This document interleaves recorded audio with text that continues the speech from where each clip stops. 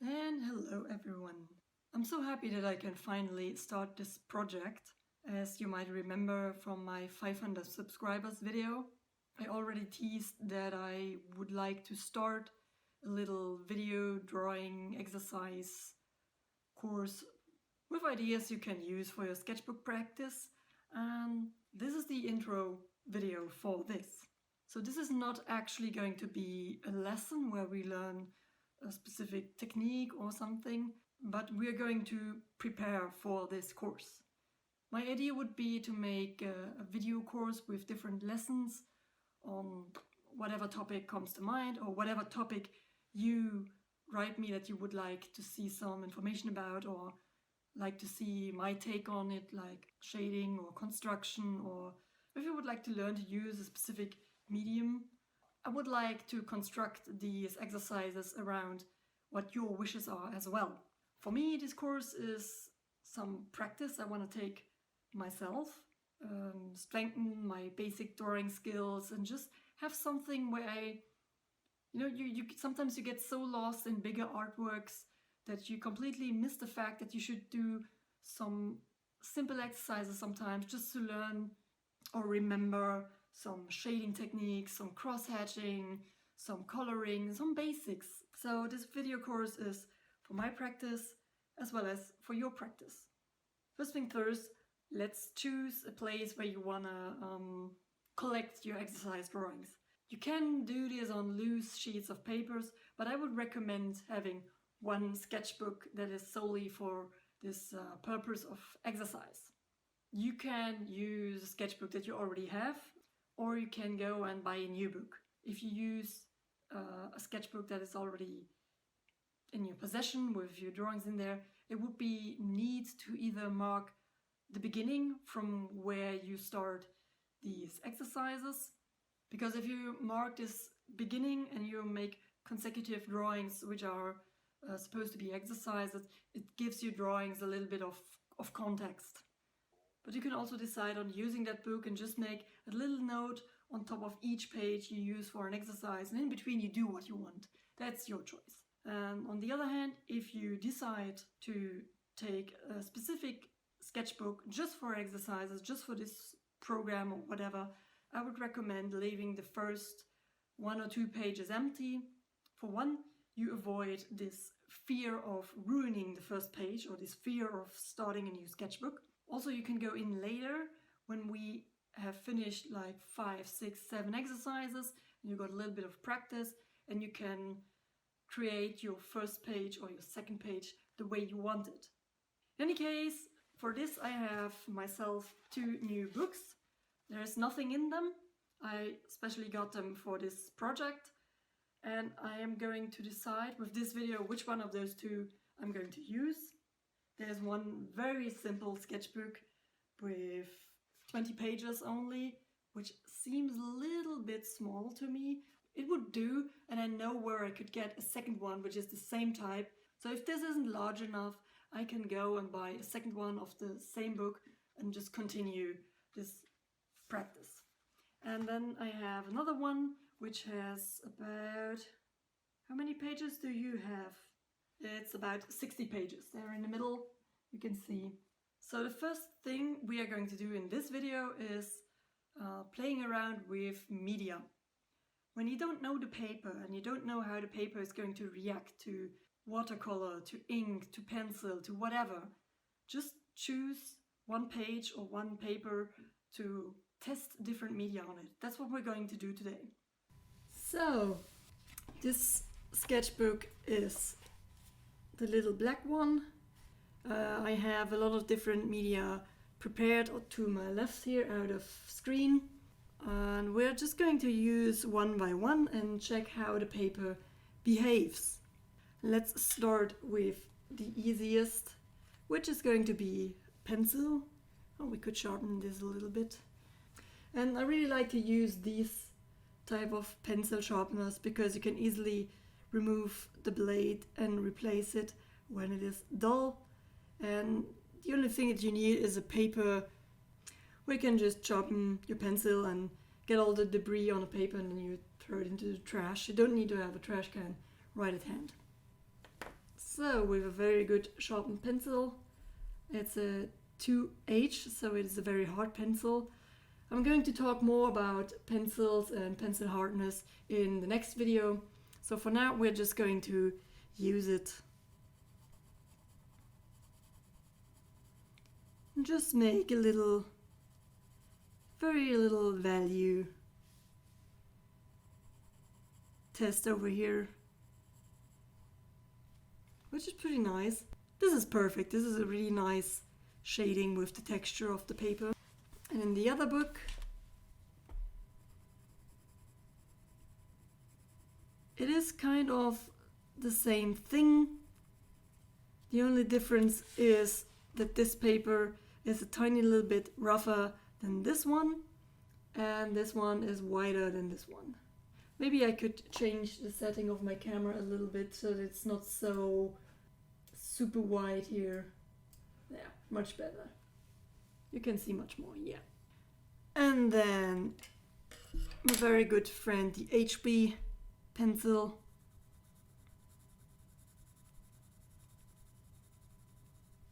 Yeah, so the thing about testing out pencils is that any sketchbook you have is good for pencil drawing.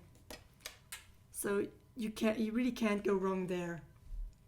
This one is a very old and dirty 6B, so a very soft pencil, which makes for a very black color. So you can already see the difference of pencils here. Just so that everything looks nice, I'm going to add the same thing to each sketchbook. When I started out drawing, I was really fond of drawing with hard pencils like 2H and 4H and simple H pencils, because if you don't put any pressure on them on the paper, they are quite easy to erase and leave no trace on the paper. Whilst when you use 6B and you draw on it and you want to erase, it leaves a little bit of a trace. You cannot fully erase it. So any sketchbook you have is always good for pencil drawing. You can't go wrong there. So the more interesting thing to test out is ink. This is my Twisby Echo. It's my only fountain pen I use for drawing. It's a really, really good fountain pen. I discovered it while watching Peter Draws. As you already know, I am a really big fan and avid watcher of his videos. It's filled with, I think at the moment, there is the Pelikan black ink in there. So very simple black ink. It's not expensive. So the important thing to test here is if the paper absorbs the ink. If it, like when you make a straight line, if it feathers. And in this bigger white sketchbook, it doesn't feather at all. It just works fine. What happens if I make a big block of ink? Yeah, it takes ink very well. Let's take the other sketchbook. This one as well takes the ink quite well, and it doesn't feather at all. Well, maybe a little. This one maybe a little bit, and this one doesn't at all, which I would not have expected. I would have thought that this one will feather out, and this one wouldn't, because when I bought this one, it was marked on the cover that it's good for pencil and for ink. So you can look for signs like these if you buy a sketchbook or any type of paper. So ink, not a problem. But what happens if I don't use a fountain pen? A fountain pen has a soft nib, it's not scratching the paper. So to test stuff that could scratch the paper, you can also test a dip pen. A dip pen usually scratches the paper a lot more than a fountain pen. There's really standard drawing ink, again all black.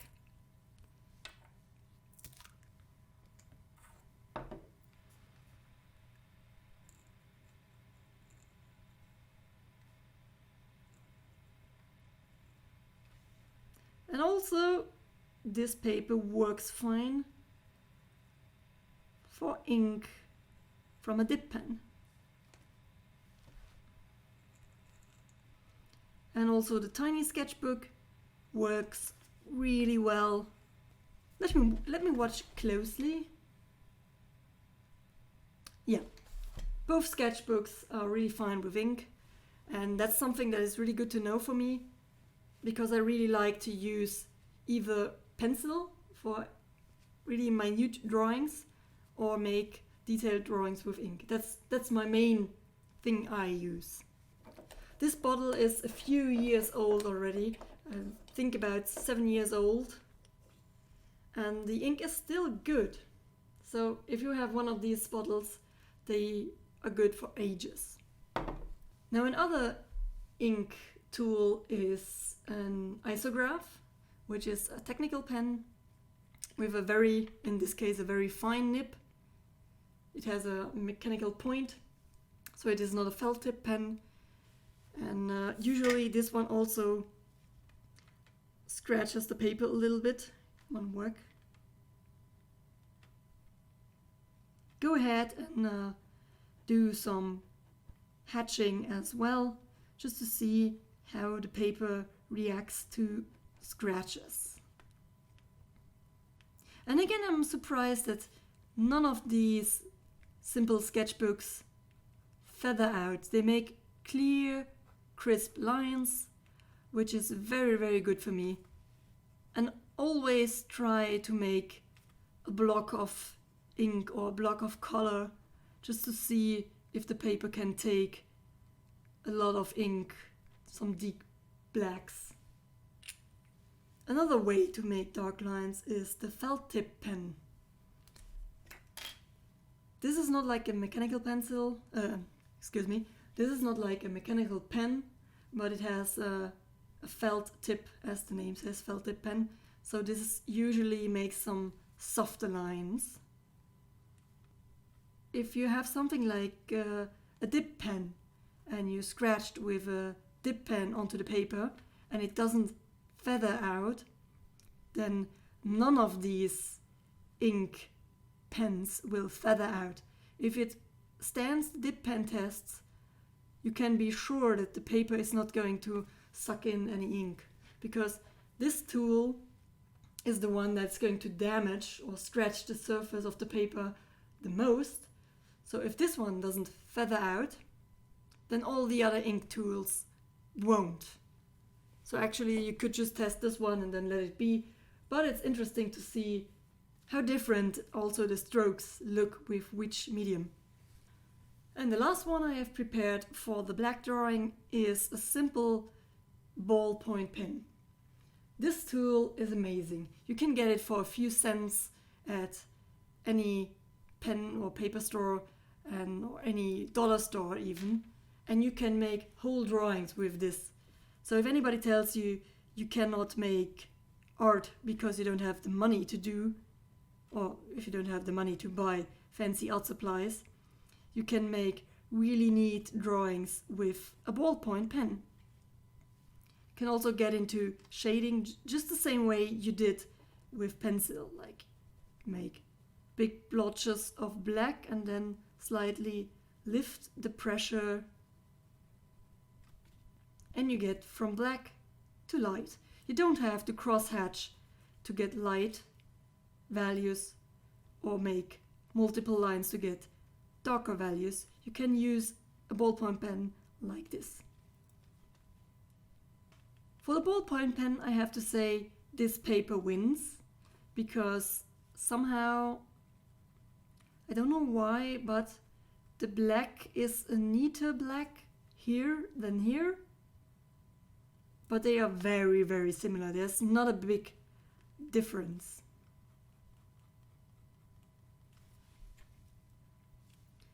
So with the blacks and the inks, we're done.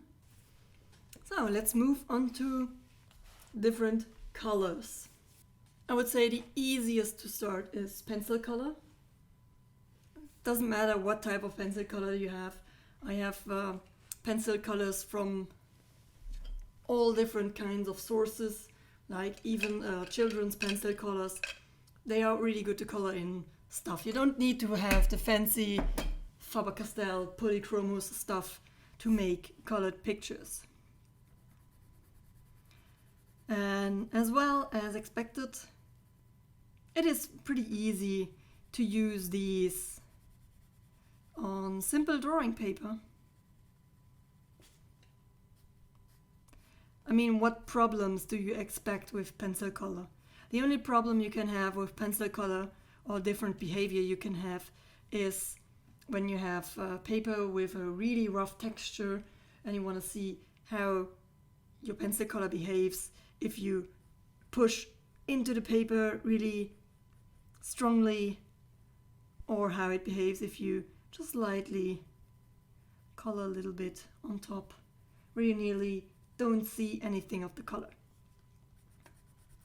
But I have to say, again, there is a slight difference. I feel like this sketchbook takes the deep dark red much nicer than this one, but it is again a very slight difference. Another thing you can check is how colors behave if you mix them. Like, for example, you make a layer of yellow, a very soft layer of yellow, and over that you make, for example, a very soft layer of blue.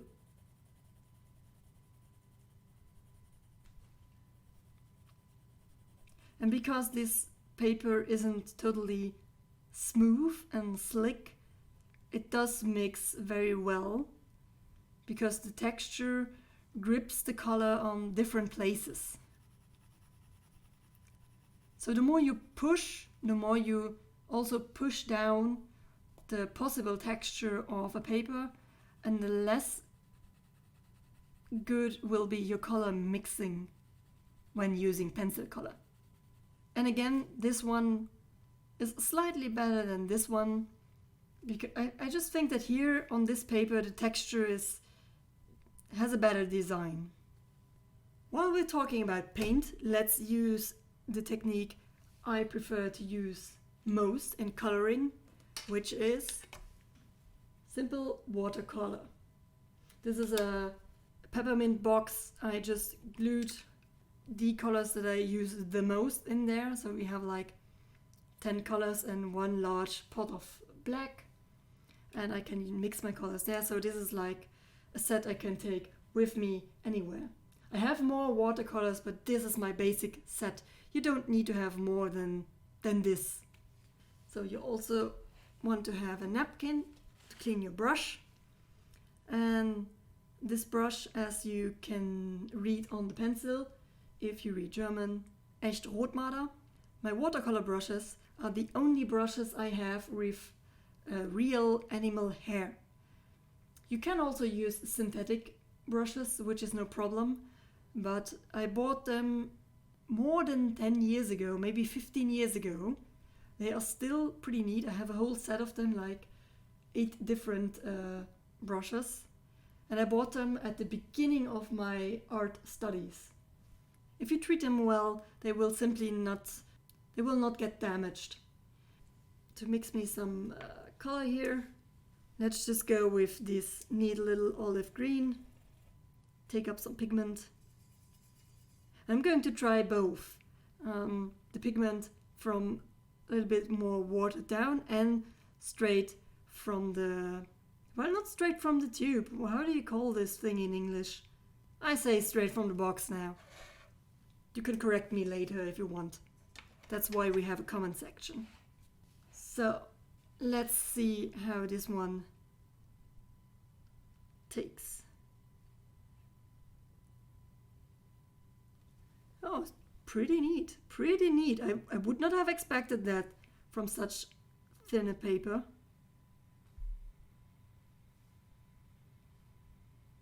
Also the other one, pretty neat. Now I would say that if you make a whole page with a wet in wet technique, that it would maybe not do as well, that it would like warp a little and stuff. Yeah, you can see here again, it's already warping a little bit. but I think for this very thin paper, it's doing quite well. But in this case, I have to say this paper does better than this one, because this one does a little bit of warping, but it doesn't make a puddle. This one does some warping and it makes a puddle in the middle. So you would have to fight to get out the extra pigment so you don't have this big fat puddle of brown or green in the middle. Now let's go for much more pigment. This is also what would happen if you use watercolor straight from the tube, because you can have watercolor from these little boxes and also watercolor from the tube. So the less water you have, the more pigment there will be.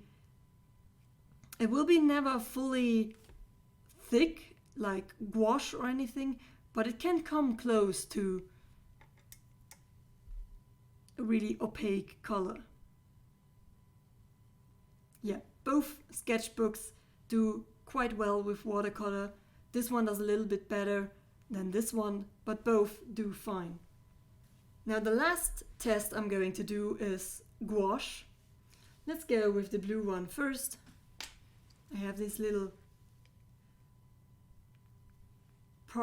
top part of my water container where I put my whites on there when I make some white highlights on drawings. And do not use your expensive watercolor brushes for anything else than watercolor. This is the reason why my watercolor brushes are still in good shape, because I only use them for watercolor. The watercolor washes out pretty easily, it doesn't get sticky or anything. So if you buy some expensive brushes, use them for one media only. So for my gouache I have some quite simple synthetic brushes from the hobby drawing section. This is usually enough. You don't need the brushes where you pay like $10 a brush or $20 a brush. You can go for the student or hobby section. Now let's go with a little water on that gouache.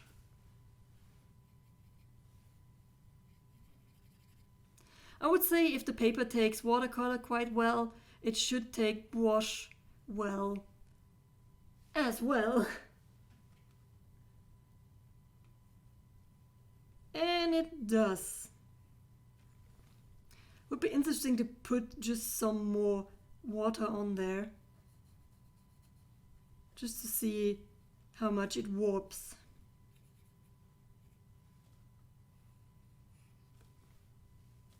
Just put the water on top there. The gouache is a color that can have a very opaque ability, but as well it stays you can reactivate it with water on the paper. So if you draw over something you have done with gouache and you use a lot of water, you will reactivate the color underneath. So you have to take care there as well. I'm not really proficient with gouache, I have only dabbled in it a little bit, but that's why I make these videos, is because I want to also try techniques I haven't done so much, or make exercises about how to use colors, how to mix colors and stuff. Because even though I do art since many years, there are so many little points I have neglected, or I have a rough knowledge but not a really deep knowledge. So practicing this is going to be beneficial for my art as well. So let's use the gouache without any water.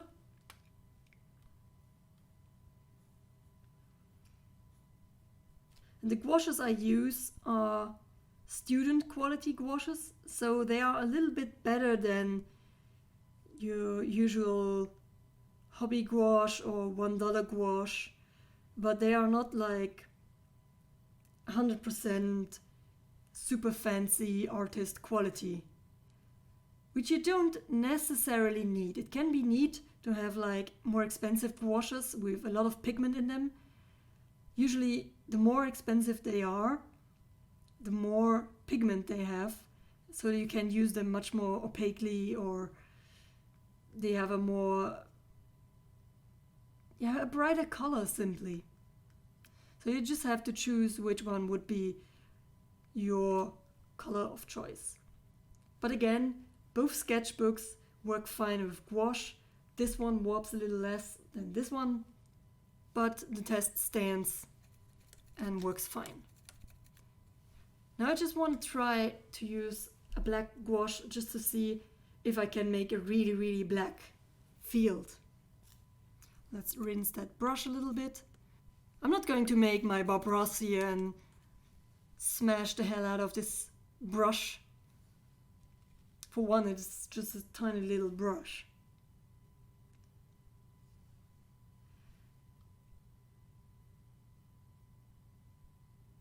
Oh yeah, it is really possible to make a deep, deep, deep black. This is neat. This is something you want to know.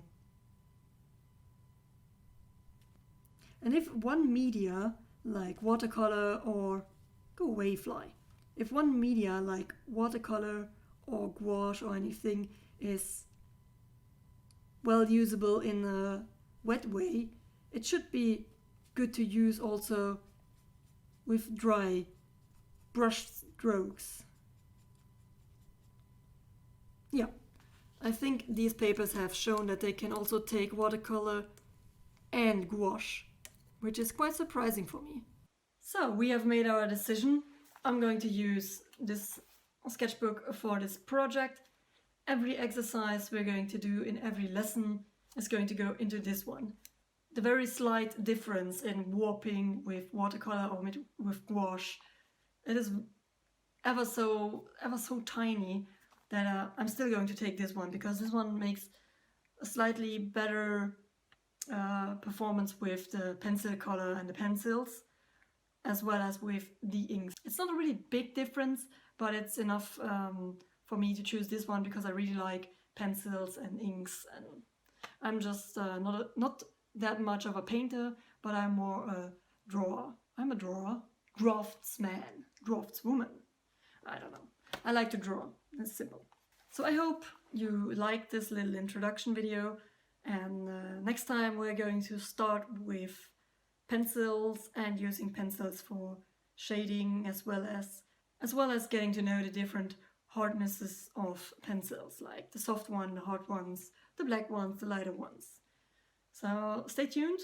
I'm going to try to stay on a schedule here and make one of these videos public each week, so you can have one drawing exercise per week if you choose to participate. Thank you for watching, and see you next time. Bye!